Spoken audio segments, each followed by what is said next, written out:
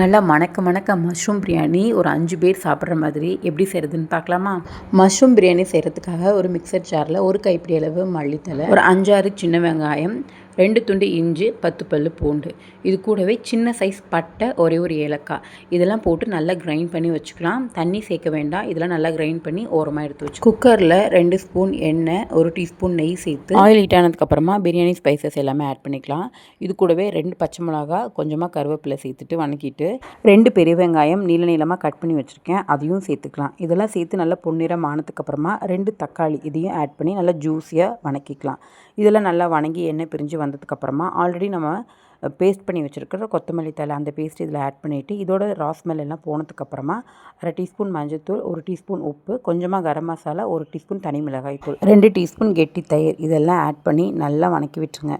இதோட ஸ்மெல்லாம் போனதுக்கப்புறமா க்ளீன் பண்ணி கட் பண்ணி வச்சுருக்கிற மஷ்ரூமும் ஆட் பண்ணிக்கலாம்.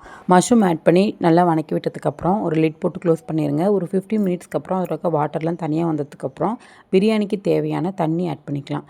நான் 3 கப் அரிசி எடுத்திருக்கேன். அதுக்கு 6 கப் தண்ணி ஆட் பண்ணி நல்லா கொதி வந்ததுக்கப்புறமா நம்ம அரிசியை சேர்த்துக்கலாம்.